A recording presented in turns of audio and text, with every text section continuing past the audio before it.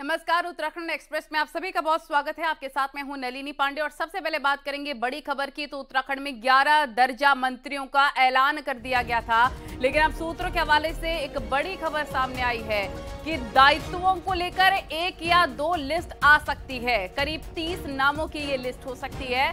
सूत्रों के मुताबिक लोकसभा चुनाव से पहले अगले कुछ महीनों में दर्जा मंत्रियों की नई लिस्ट सामने आ सकती है। सूत्रों के मुताबिक कुल 50 के करीब नामों को दर्जा मंत्री पद देने की प्लानिंग थी, जिसमें से पहली 2 लिस्ट में 21 लोगों को दायित्व दिया जा चुका है। लिहाजा अब 30 के करीब और लोगों को भी दर्जा मंत्री पद मिल सकता है। लोकसभा चुनाव से पहले सीएम धामी इन नामों को फाइनल करके लिस्ट जारी कर सकते हैं।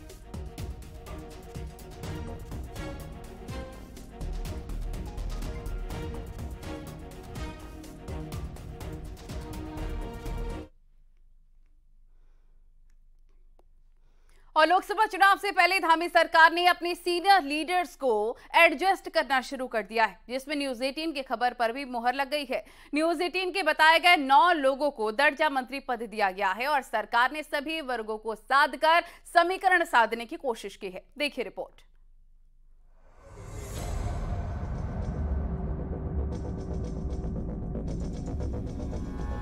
सीएम पुष्कर सिंह धामी ने अपने उन तमाम नेताओं के एडजस्टमेंट शुरू कर दिए हैं जो लंबे समय से पार्टी से जुड़े रहे, चाहे उनका कनेक्शन संघ के जरिए रहा या फिर महिला वर्ग से।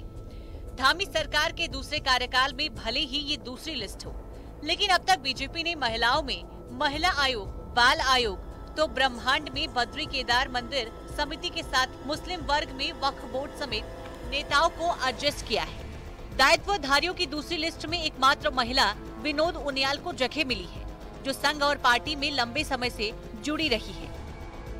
भारतीय जनता पार्टी में ही है कि जो लोग जमीन से जुड़े हुए हैं, जमीन से काम करते हैं, तो उनको कहीं ना कहीं एक सम्मान के तौर पे और माननीय धामी जी ने विश्वास जताया है, तो मेरा पूरा प्रयास रहेगा कि माननीय धामी जी के और माननीय प्रदेश अध्यक्ष जी के जो उन्होंने विश्वास जताया है उस पे मैं खरी हूँ। सरकार का ये प्रयास रहता है कि जो विभिन्न वर्गों के हैं, सभी वर्ग हैं, सबको साथ लेकर के सबकी भागीदारी सुनिश्चित करने के लिए ये किया जाता है।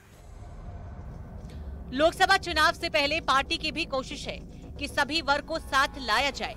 पार्टी का मानना है कि अभी जो लोग रह गए हैं उनकी लिस्ट भी जल्द जारी हो सकती है। हमारी सरकार के द्वारा जो हमारे प्रदेश के वरिष्ठ हमारे कार्यकर्ता होते हैं, उनको सरकार में जिम्मेदारी दी जाती है, जिससे वो सरकार की योजनाओं को अंतिम व्यक्ति तक पहुंचाए और आम जनता को उसको अधिक से अधिक लाभ मिले, इसलिए जिम्मेदारी दी जाती है। लोकसभा चुनाव से पहले जाति, क्षेत्र, संघ समेत कई समीकरणों को धामी सरकार ने साधने की कोशिश की है, ताकि चुनाव से पहले सब कुछ ठीक रहे। न्यूज 18 के लिए देहरादून से भारती सकलानी उनियाल की रिपोर्ट। राजस्थान में आज नई सरकार का गठन हो गया। भजन लाल शर्मा ने राजस्थान के नए मुख्यमंत्री पद की शपथ ली और इस दौरान उत्तराखंड के मुख्यमंत्री पुष्कर सिंह धामी भी कार्यक्रम में शामिल हुए। पीएम नरेंद्र मोदी के साथ ही कई केंद्रीय मंत्री, कई राज्यों के मुख्यमंत्री यहां मौजूद रहे और सीएम धामी भी शामिल हुए और राजस्थान के नए मुख्यमंत्री को बधाई दी है। इस दौरान दिया कुमारी और प्रेमचंद बैरवा को डिप्टी सीएम बनाया गया है।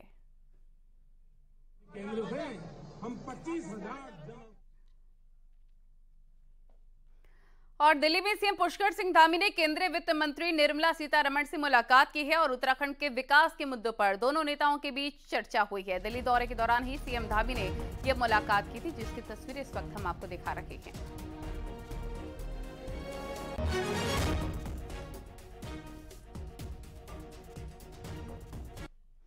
और बागेश्वर की विधायक पार्वती दास के ड्राइवर की मौत हो गई है और मौत संदिग्ध हालत में बताई जा रही है। गुरुवार देर रात जेसीबी से अवैध रोड काटी जा रही थी और इसी दौरान जेसीबी की चपेट में आने से विधायक के ड्राइवर की मौत हो गई।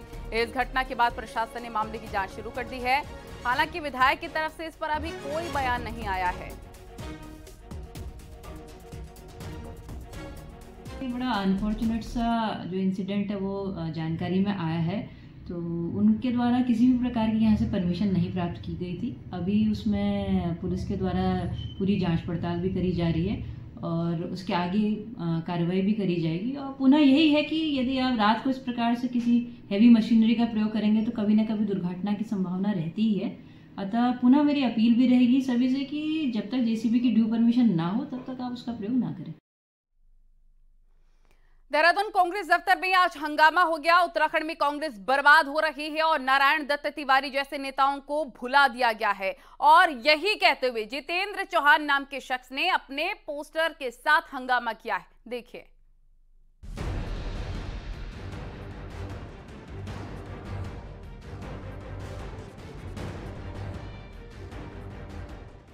करीब 70 साल की उम्र के शख्स का नाम जितेंद्र चौहान है। जितेंद्र चौहान का दावा है कि उनके पिता और पूर्व मुख्यमंत्री नारायण दत्त तिवारी ने जिस कांग्रेस को खड़ा किया, आज कई नेता उस कांग्रेस की जड़ों को उखाड़ फेंकने का काम कर रहे हैं। शुक्रवार दोपहर में जितेंद्र चौहान अपने हाथ में एक पोस्टर लेकर कांग्रेस भवन पहुंचे और प्रदेश महामंत्री नवीन जोशी की सीट के पीछे पंडित नारायण दत्त तिवारी का पोस्टर लगा दिया, जिस पर लिखा था राज्य आंदोलनकारी कांग्रेस प्रकोष्ठ। जितेंद्र चौहान ने पोस्टर लगाया, प्रेस कॉन्फ्रेंस की तैयारी की तो प्रदेश महामंत्री नवीन जोशी ने सवाल उठाया। इसी दौरान दोनों में बहस शुरू हो गई।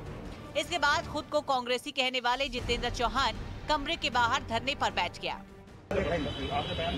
आपने दिया ना, क्या कह रहे हो कि उनको पता ही नहीं है? आपने दिया ना, मैंने पूछा ना आपसे। नहीं तो मैं बता रहा हूँ, मैंने पूछा, उन्होंने मेरा पैनल निकाला। नहीं, उससे क्या मतलब? मैंने मेरा पैनल खींचा। आप बताओ ना, पार्टी के नेताओं विरोध नहीं कर रहा हूँ। मैं कहाँ विरोध कर रहा हूँ? अगर अपनी पार्टी को, उसके सड़े हुए फूल को फिर से दवाई छिड़क के उसको खिलाना चाहता हूँ तो विरोध है वो। आप बताइए, है विरोध? हाँ या ना बोलिए। अरे भाई साहब, हाँ या ना बोलिए। जो कांग्रेस की विचारधारा के जो लोग हैं, जो हमारी जड़ें हैं, जहां से नए नए कुएं फूटने थे, उनके ऊपर मट्ठा डाला गया, उनको पैरों से खुसला गया, सबसाइड किया। और पार्टी के वरिष्ठ नेताओं को अभद्र टिप्पणी कर रहे हैं, तो मैं उसमें आया, मैंने उनसे बात करी। मैंने कहा कि भाई आपकी क्या मांग है, आप अपनी मांग बताइए ना। अगर आपकी कोई मांग है तो उसको पार्टी फोरम में रखना चाहिए, लेकिन उनकी मांग का पता ही नहीं चल रहा मांग क्या है। तो हमने उनसे ये बोला, भाई आप हमारे जो पार्टी के वरिष्ठ नेता हैं उनके खिलाफ अभद्र भाषा का इस्तेमाल न करें। आपकी जो भी मांग है उसको आप उचित फोरम में रखें। तो उसको कांग्रेस ऑफिस में हुए इस ड्रामे पर बीजेपी ने निशाना साधने में देरी नहीं की। कोई दोराहे नहीं है कि कांग्रेस में संस्कार और संस्कृति दोनों ही मिसिंग है। मुझे लगता है बड़ी घटना ये थी कि जब नारायण दत्त तिवारी जी का पोस्टर लगाया गया तो किस तरीके से उस पोस्टर को हटाया गया। दुर्भाग्य की बात है कि कांग्रेस अपने नेताओं का सम्मान करना नहीं जानती, पहाड़ का सम्मान करना नहीं। कांग्रेस ने खुद को कांग्रेसी बताने वाले जितेंद्र चौहान से किनारा कर लिया, पर सवाल कांग्रेस के सामने भी है कि अगर इस शख्स का पार्टी से कोई लेना देना नहीं है तो कैसे एक अनजान शख्स ने नारायण दत्त तिवारी का पोस्टर लगाया। कांग्रेस ऑफिस में प्रेस कॉन्फ्रेंस की तैयारी कर ली। देहरादून से न्यूज 18 के लिए दीपांकर भट्ट की रिपोर्ट। एक तरफ कांग्रेस भवन में हंगामा हुआ तो दूसरी तरफ पूर्व सीएम हरीश रावत ने अपने घर में मौन धरना दिया है। 1 घंटे के मौन धरने के बाद हरीश रावत ने कहा कि गन्ना और धान किसानों को सही दाम नहीं मिल रहा है और इसलिए मौन धरना करना पड़ा।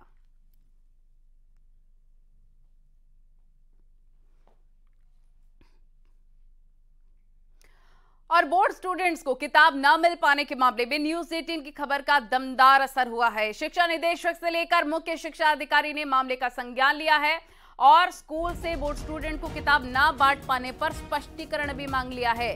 शिक्षा निदेशक का कहना है कि 100% किताब बांटी गई है। वहीं स्कूल प्रिंसिपल का कहना है कि 9 और 10 क्लास में आपदा प्रबंधन समेत गृह विज्ञान की किताबें स्टूडेंट के पास है ही नहीं। किताबें अभी पब्लिश ही नहीं हुई हैं क्योंकि सिलेबस में कुछ बदलाव किया गया है, इसलिए पुरानी किताब से पढ़ाया गया।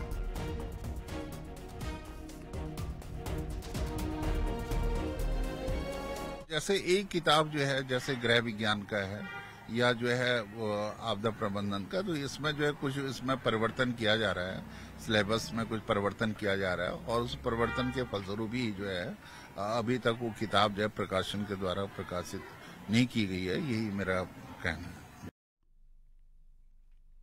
उत्तरकाशी में आज एक बड़ा हादसा टल गया। सवारी से भरी बस देहरादून से आ रही थी और बस का टायर रोड से नीचे चला गया। हालांकि बस खाई में नहीं गिरी और वहीं पर फंस गई।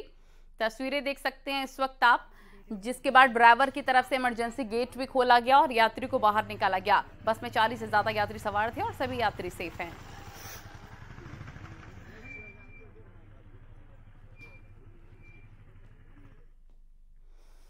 रुद्रप्रयाग में ऑल वेदर सड़क पर बन रही बाईपास का सारा मलबा अलकनंदा नदी में डाला जा रहा है। हद तो यहाँ तक हो चुकी है कि नदी के ऊपर इतना मलबा डाल दिया गया है कि सड़क ही बना दी गई है। अब नदी में तैयार की गई सड़क पर बने बड़े बड़े लोडर ट्रक चल रहे हैं। वहीं पर डीएफओ ने कहा कि निर्माण एजेंसियां नियमों को ताक पर रखकर काम कर रही हैं। कई बार चेतावनी दी जा चुकी है, नोटिस भेज दिए गए, लेकिन फिर भी जबरन नदियों में मलबा डाला जा रहा है।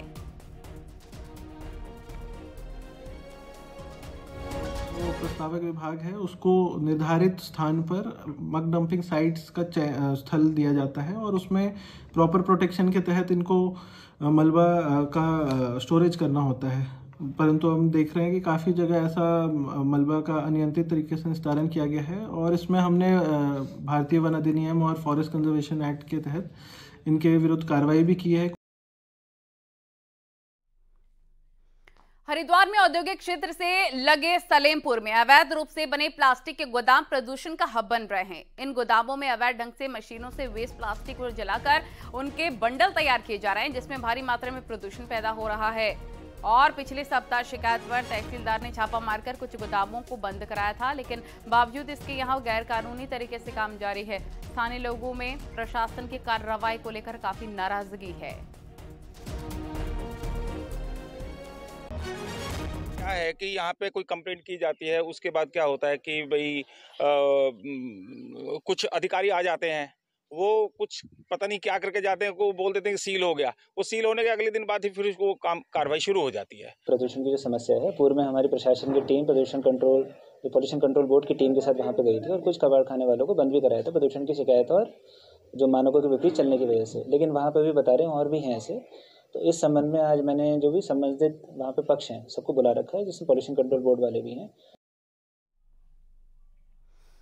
कोटद्वार के जीवानंदपुर समेत उदय रामपुर इलाके में इन दिनों हाथियों का आतंक मचा हुआ है। आए दिन हाथियों का झुंड इलाके में उत्पात मचा रहा है और खाने की तलाश में हाथी आबादी वाले इलाकों में घुस रहे हैं और नुकसान पहुंचा रहे हैं। जीवानंदपुर में खेती को नुकसान पहुंचने के साथ ही हाथियों ने मकान की दीवार तक तोड़ डाली है। हाथियों के आतंक से परेशान लोगों ने वन विभाग से इलाके में गश्त बढ़ाने की मांग की, साथ ही सरकार से हाथी सुरक्षा दीवार बनाने पर जोर दिया है। इतनी बार लोग भगा रहे हैं तो इधर से तोड़ ताड़ के इधर से तोड़ रहे, बार करते करते परेशान हो गए। इधर कुछ नहीं कर सकते, यानी कि हम खेती पाती कुछ भी है, कुछ नहीं हो सक रहा है यहाँ पर। अब क्या जंगली जानवरों के चक्कर में सारी गेट भी, मेन गेट हमारा ये तोड़ दिया। अब कैसे करना है हम लोगों ने, बताओ। हमेशा ही मतलब यहाँ पे हाथियों का आतंक रहता है। बरसात के टाइम पे हम धान नहीं बोते, पूरा बंजर छोड़ दिया, और सर्दियों के टाइम पर भी हम गेहूँ नहीं बो सकते। अब देखो आज कल रात ही ये 9 बजे आ गया था, 9 बजे से लेकर मैं सुबह 5:30 बजे तक मैं उठा रहा, 5:45 बजे जाके यहाँ से निकला हुआ हाथी, और ये करीब पूरी बाढ़ तोड़ दी हमारे यहाँ से। करीब 4-5 जगह से पूरी बाढ़ तोड़ी हुई है।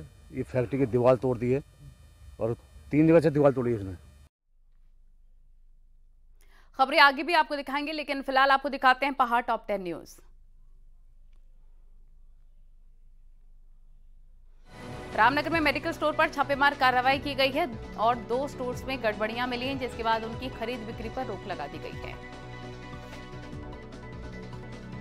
बागेश्वर उत्तरायणी मेले में प्रदूषण फैलाने वाली दुकानें नहीं लगेंगी, साथ ही हाईकोर्ट ने आदेश दिया है कि दुकानों का वेस्ट सरयू में न जाए। हरिद्वार में प्राइवेट फिटनेस सेंटर के खिलाफ कारोबारियों ने सिटी मजिस्ट्रेट ऑफिस में प्रदर्शन किया, सरकारी सेंटर खोलने की मांग की।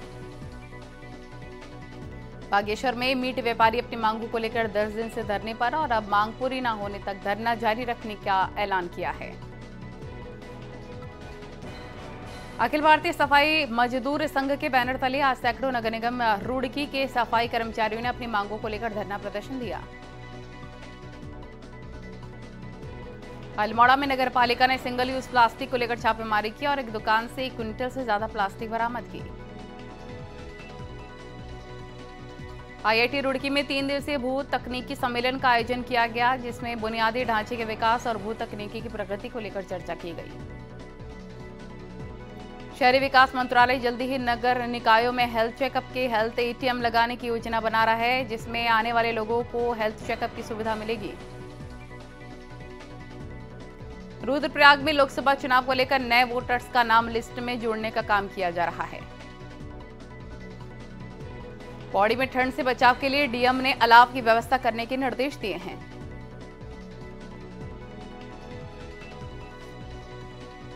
लोकसभा चुनाव के लिहाज से भले ही कांग्रेस कमजोर नजर आ रही हो, लेकिन अब कांग्रेस ने जिला सम्मेलनों के जरिए प्रदेश में पार्टी को संगठित करने की कोशिश तेज कर दी है।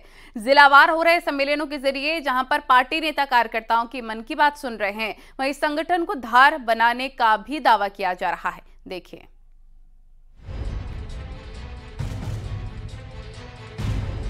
लोकसभा चुनाव की दहलीज पर ही सही, मगर कांग्रेस नेताओं ने अब कार्यकर्ताओं के बीच जाने का ऐलान कर दिया है। हर जिले में आयोजित हो रहे कार्यकर्ता सम्मेलनों के जरिए जहां पार्टी को एकजुट करने की कवायद तेज हो रही है, वहीं संगठन को लोकसभा चुनाव के लिहाज से तैयार किया जा रहा है। जिला सम्मेलनों के जरिए प्रदेश नेतृत्व बूथ से लेकर जिला इकाइयों की ताकत का भी आकलन कर रहा है। यही नहीं, मास बेस मानी जाने वाली कांग्रेस को अब कार्डर बेस पार्टी की बतौर स्थापित करने की कोशिश भी हो रही है। देखिए, ये लोकसभा चुनाव के हिसाब से तो महत्वपूर्ण है ही। पार्टी को जो फैसला था कि कैडर बेस्ड पार्टी की ओर को हमको डाइवर्ट करना है, उसके लिए ये फैसला बहुत ही महत्वपूर्ण था और लगातार मैं पिछले 1-1.5 साल से इसी प्रयास में हूँ। कांग्रेस इन दिनों जिला स्तर पर कार्यकर्ता सम्मेलनों का आयोजन कर रही है। इन सम्मेलनों में लोकसभा के संभावित दावेदारों के साथ ही प्रदेश की लीडरशिप भी शिरकत कर रही है। प्रदेश के शीर्ष नेता जहां इन सम्मेलनों के जरिए खुद को कार्यकर्ताओं के करीब ला रहे हैं, वहीं कार्यकर्ताओं के भीतर चुनावी स्पिरिट पैदा करने की कवायद भी हो रही है। आने वाले चुनाव में निश्चित रूप से एक नई स्फूर्ति पैदा होगी और जो हमारे कार्यकर्ता, जमीनी कार्यकर्ता हैं, उनके सुझावों को सम्मिलित करते हुए एक रूपरेखा बनाई जाएगी, रणनीति बनाई जाएगी। और हम बीजेपी के मुकाबले कांग्रेस अपने संगठन को कितना धारदार बनाती है, ये तो वक्त ही बताएगा। लेकिन इतना जरूर है कि लोकसभा चुनाव में पार्टी किसी भी कीमत पर 2014 और 2019 जैसा प्रदर्शन नहीं करना चाहिए। न्यूज़ 18 के लिए पिथौरागढ़ से विजयवर्धन उप्रेती की रिपोर्ट।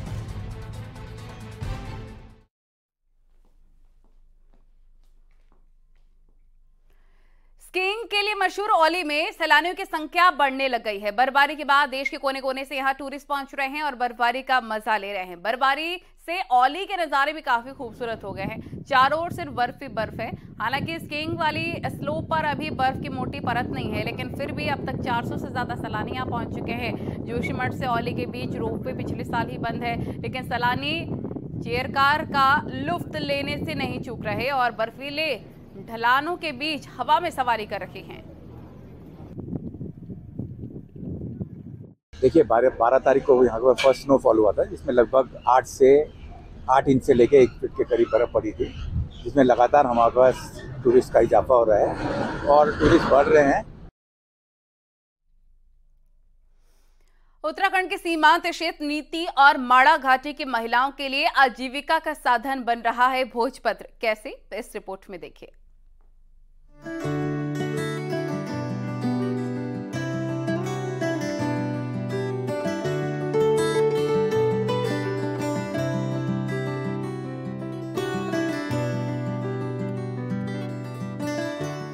चमोली जिले के जोशीमठ की कई महिलाएं भोजपत्र पर अलग अलग आकृतियां तैयार कर रही हैं,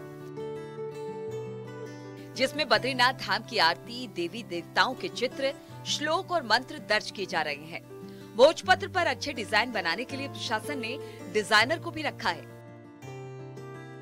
जो स्थानीय महिलाओं को पहले डाई बनाना सिखा रही हैं, जिसमें पहले कीलों के द्वारा आकृति के स्वरूप को तैयार किया जाता है, फिर पेंसिल की सहायता से आकृति, श्लोक या मंत्र को बोर्ड पर ही तैयार किया जाता है। डाई तैयार होने के बाद उसे भोजपत्र पर रखकर रंग भर दिए जाते हैं, जिससे भोजपत्र पर आकृतियां उभर आती है। स्थानीय महिलाएं भी बहुत मन लगाकर आकृतियां तैयार करना सीख रही हैं। अभी के टाइम पे भोजपत्र एक ऐसी चीज़ है जो सबसे अच्छी चीज़ है और सबसे ज़्यादा ख़त्म होने वाली चीज़ है। ये पेड़ों पे उगता है और इसके पेड़ ख़त्म होते जा रहे हैं धीरे धीरे। इसलिए हम चाहते हैं जब तक हमारे पास ये चीज़ पॉसिबल है कि हमें मिलती रह रही है, तब तक हम इन चीज़ों को आगे बढ़ाते जाएं। और इसमें बहुत अच्छा ऑप्शन है इन लोगों के लिए रोज़गार कमाने का। तो भोजपत्र पे हमें यहाँ पे सिखाया जा रहा है कि कुछ भी, जैसे हमें श्लोक लिखना है या बद्रीनाथ जी की आरती लिखनी है, उसको हम अच्छे से लिखाना, उसको हमें लिखाना सिखाया जा रहा है और उसको कैसे फ्रेमिंग करनी है। जब अगले साल भगवान बद्री विशाल के कपाट खुलेंगे तो बद्रीनाथ धाम में भोजपत्र से नए तरीके से डिजाइन की गई कलाकृतियों तीर्थ यात्रियों को उपलब्ध होगी। भोजपत्र पर लिखे जा रहे मंत्रों को तीर्थ यात्री अपने साथ अपने घरों को भी ले जा सकते हैं। हम ये चाहते हैं कि जो पुरानी हमारी पद्धति है और जो परिष्कृत पद्धति है उसके अनुसार हम यहाँ पर काम करना चाह रहे हैं। जिलाधिकारी महोदय के नेतृत्व में भोजपत्र को और परिष्कृत करके इसको और बहुआयामी बनाने के लिए पिछले 1 साल से हम इसमें प्रशिक्षण भी कर रहे हैं। प्रधानमंत्री मोदी के एक संदेश ने भोजपत्र को नई पहचान दी है। बस अब इस ओर और रोजगार के अवसरों को बढ़ाकर स्थानीय लोगों को रोजगार की तरफ जोड़ना है, जिस पर उत्तराखंड सरकार और स्थानीय प्रशासन काम कर रहा है। चमोली से नितिन सेमवाल की रिपोर्ट।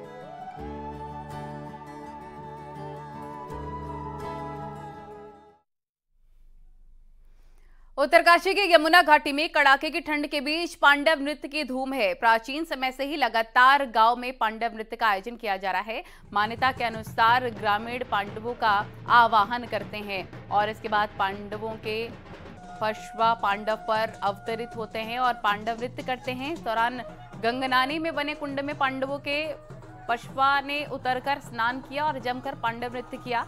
इसके बाद ग्रामीणों ने परंपरा के अनुसार हाथी स्वांग यानी कि हाथी नृत्य और गैंडी वध का आयोजन किया है। मान्यता है कि गैंडी वध में पांडवों पर कुछ दोष हो गए हैं और उससे मुक्त होने के लिए गैंडा नाम से जानवर के सींगों की जरूरत थी, जिसकी खोज में अर्जुन जंगल में गैंडा वध करते हैं। उसके सींग को हासिल कर अपने पूर्वजों को समर्पित करते हुए दोष मुक्त हो जाते हैं।